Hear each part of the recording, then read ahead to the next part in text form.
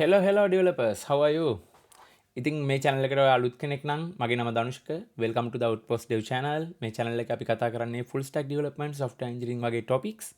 සහ ඔය අලුත් කෙනෙක් නම් ඔයගලන්ට මගේ Discord channel එකට join වෙන්න පුළුවන්. මම description එකේ දාලා තියෙනවා details. සහ channel එක subscribe කරන්න, යාළුවොත් එක්ක share කරගන්න. ඔයාලට interested කියලා හිතෙනවා නම් මගේ content. right. ඉතින් අපි යන් වීඩියෝ එකට. මේ වීඩියෝ එක අපි කතා කරන්නේ අපි කොහොමද අපේ website එකක් AWS වල host කරන්න කියලා. හැබැයි ඒක තමයි basic description එක. ඇත්තටම මේක අපි කතා කරන්න හදන්නේ අපේ website එකක් කොහොමද S3 bucket එකක් use කරලා host කරන්න කියන එක සහ S3 bucket එකේ access එක restrict කරලා CloudFront එහෙම නැත්නම් AWS content delivery network එහෙම නැත්නම් AWS CDN එකෙන් අපි කොහොමද අපේ website එක expose කරන්න කියලා. right. ඉතින් මේක try out කරනවා නම් ඔයගලන්ට Amazon AWS account එකක් තියෙන්න ඕනේ. account එක ලේසියෙන් හදාගන්න පුළුවන් ඕන කෙනෙක්ට AWS home page එකට ගියාට පස්සේ details දීලා. ඔක තමයි basics දේවල්. අපි යන් වීඩියෝ එකට.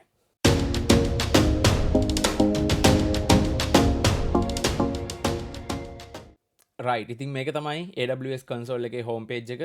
මෙතනදී අපි use කරන්නේ mainly AWS S3 සහ AWS CloudFront කියන services දෙක. අපි S3 එක ඇතුළට ගිහින් බලමු. ඉතින් මෙහෙම ගියාට පස්සේ ඔයගලන්ට ඕගොල්ලෝ කලින් හදලා තියෙන buckets තියෙනවා නම් list කරගන්න පුළුවන් වෙයි. ඔයගේ buckets මුකුත් නැත්නම් මෙතන ඔයාට empty ඔයාලුත් account එකක් හදුවා නම් ඔයාට empty view එකක් තමයි තියෙන්නේ.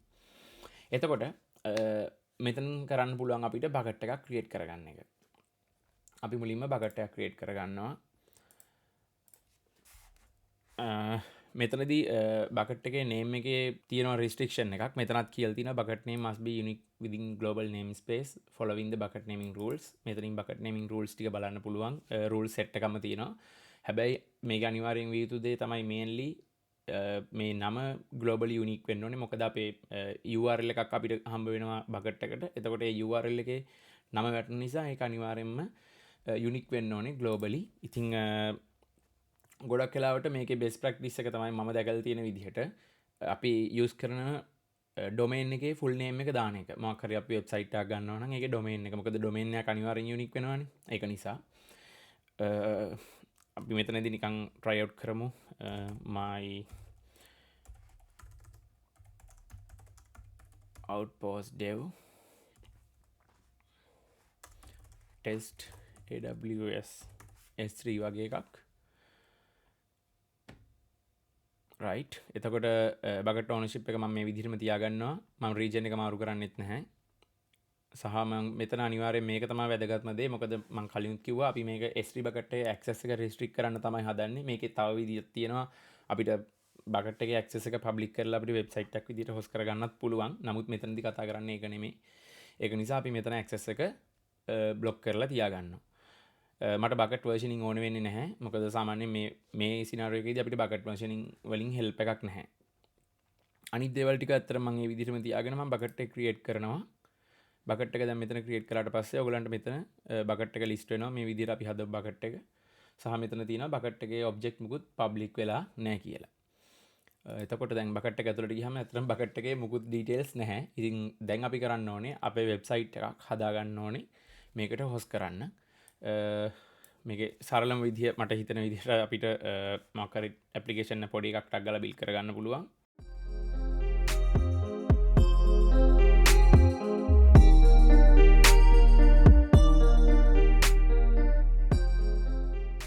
right. අපේ dependencies ටික ඔක්කොම install වෙලා ඉවරයි. මම දැන් build කරගන්න ඕනේ. මොකද මට මේක build කරපු source එක තමයි අපිට host කරන්න පුළුවන් වෙන්නේ. දැන් මගේ disk folder එකක් ඇදලා තියෙනවා. මෙතන බැලුවොත් එහෙම disk folder එකේ තියෙනවා. disk folder එක ඇතුලේ මගේ content ටික ඔක්කොම ඇවිල්ලා තියෙනවා. assets සහ CSS මේ අපි තියෙන application එකට අදාළව. එතකොට මම දැන් කරන්නේ මේක open කරගන්න ඕනේ. open කරගත්තාම මට disk folder එකේ content එක හම්බ වෙනවා. මම terminal එක පොඩ්ඩක් වෙන පැත්තකට ගන්නවා. දැන් මට මෙතන මේ විදිහට මේක ටික copy කරගෙන නැහැ. අපේ index එක නැහැ. right. මෙතන ඉඳන් මෙතෙන්ට තියෙන ටික copy කරගෙන මෙතෙන්ට drag and drop කරලා දානවා. දැන් ඔයාලට පේනවා මෙතන content එක මෙතන index එක සහ අනිත් images assets ඔක්කොම ටික add වෙලා තියෙනවා. මෙතනින් තමයි ඔයාලට folders තියෙන්නේ. මොකද මේක සේරම single level hierarchy එකක් විදිහට තමයි අපිට display කරන්නේ. මෙතන මේ ෆයිල්ස් ඇන්ඩ් ෆෝල්ඩර්ස් පෙන්නනකොට වෙන මුකුත් මෙතන චේන්ජ් කරන්න නැහැ. අපි ක්ලික් කරනවා අප්ලෝඩ් බටන් එක. දැන් අපේ කන්ටෙන්ට් එක අප්ලෝඩ් වෙන්න පටන් අරගෙන තියෙන්නේ. කන්ටෙන්ට් එක අප්ලෝඩ් වෙලා ඉවරයි. අපිට දැන් බකට් එක ඇතුළට ගියොත් බලන්න පුළුවන් අපේ කන්ටෙන්ට් එක මෙතන තියෙනවා. දැන් අපි මෙතන එක ෆයිල් එකක් ඕපන් කරොත් මේ ෆයිල් එකට ඔබ්ජෙක්ට් URL එකක් තියෙනවා මෙතන ඇවිල්ලා. දැන් මම මේක ක්ලික් කරොත් මට මේක access denied කියලා එන්නේ. මේ content එක අපිට එළියට expose නැහැ. මේක URL එකක් විදිහට තිබ්බට index.html කියලා තිබ්බට මේක expose නැහැ. මොකද අපි block කරලා තියෙන්නේ access එක. අපි දැන් බලන්න යන්නේ කොහොමද මේක expose කරගන්නේ කියලා. ඒකට අපිට ඕන වෙනවා CloudFront. CloudFront වලත් කලින් කිව්වා වගේම ඕගොල්ලන්ගේ කලින් හදලා තියෙන distributions. CloudFront වල අපි මේ create කරන instances වලට කියන්නේ distributions කියලා. මොකද CloudFront වලින් කරන්නේ content එකක් deliver කරන එක. එතකොට මේක distribution එකක් විදිහට තමයි ඒගොල්ලෝ identify කරන්නේ. right. අපි අලුත් distribution එකක් create කරන්න යනවා. මෙතනදී මම origin domain එක click කරාම මට එනවා මං ගාව තියෙන S3 buckets ඔක්කොම ටික. මේ account එකට අදාළව තියෙන. එතකොට මෙතනින් මම තෝරගන්නවා මම දැන් create කරපු S3 bucket එක මොකක්ද කියලා. ඊට පස්සේ origin path එක optional. ඒක මුකුත් අපි වෙනස් කරන්නේ නැහැ. මෙතන origin access එක තමයි ඇත්තටම අපේ වැඩේට අදාළ part එක තියෙන්නේ. origin access control settings වලට යන්න කියලා. ඊට පස්සේ මෙතනින් ඔයාට කැමති නම් අලුත් control setting එකක් create කරගන්න පුළුවන්. සහ ඔයාගාව control setting එකක් නැත්නම් ඔයාට අනිවාර්යෙන් create කරන්න වෙනවා. නැත්නම් ඔයාට ඔයාගේ existing control settings මොනවා හරි තියෙනවා නම් පාවිච්චි කරන්නත් පුළුවන් common එකක් වගේ තියාගෙන. මම අලුත් එකක් try out කරනවා මෙතනදී. මෙතන sign request recommended option එක තියාගෙන origin type එක S3 තියාගෙන මම මේක create කරනවා. එතකොට මේක create වෙනවා. ඊළඟ option එක තමයි bucket policy එක. අනිවාර්යයෙන්ම මෙතනදී bucket policy එක දාන්න ඕනේ. මෙතනත් ඒක specificallyම කියලා තියෙන්නේ you must update the S3 bucket policy. මොකද නැත්තම් මේක වැඩ කරන්නේ නැහැ මේ feature එක. අපිට policy statement එකක් දෙනවා. මම ඒක පෙන්නන්නම් ඊළඟට. එතකොට අපිට තියෙන්නේ ඒක ගිහිල්ලා අදාළ තැන paste කරන්න. එතකොට ඔක්කොම settings ටික apply වෙලා එනවා. origin shield මේ දේවල් ටික හැමෝම තියාගන්නවා. මම කියනවා http redirect කරන්න කියලා. restrict කරන්නේ නැහැ. මේ options ටික අපි හැමෝම තියාගන්නවා. අපි කියවනේ දැන් normal අපිට access restriction එකක් කරන්න පුළුවන්. මේක access කරන්න බෑ S3 bucket එක. සහ අපිට ඕන නම් additionally තව layer එකක් දාගන්නත් පුළුවන් AWS web application firewall එකෙන්. ඔයා කැමති නම් ඔයාගේ web application එක production level එකේදී ඔයාගේ need එකක් තියෙනවා නම්. ඊළඟට price class ඔයා කොහොමද ඔයාට මේක host වෙන්න ඕනේ කියලා. CloudFront එකේ තියෙනවා edge locations කියලා.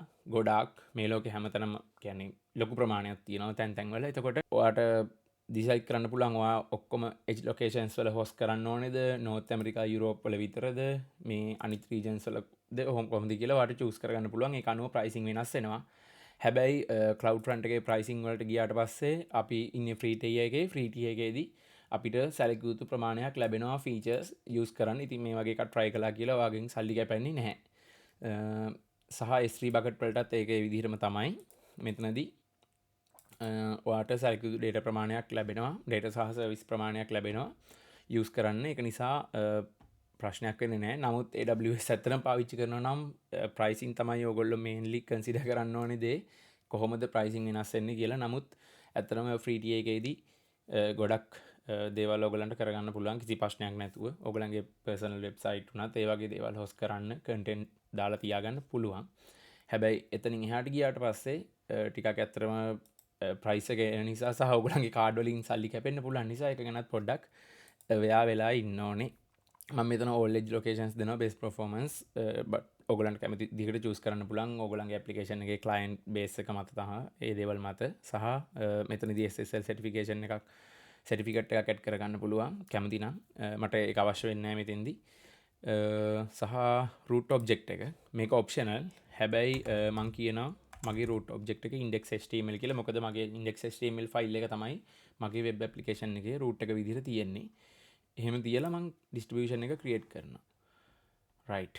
distribution එක create කළාට පස්සේ මෙතන උඩ කියනවා distribution එක successfully create වුණා. මෙන්න මේක තමයි bucket policy එක. ඔයා bucket policy එක update කරන්න ඕනේ කියලා. ඊට පස්සේ මම මෙතන මේක copy කරගන්නවා.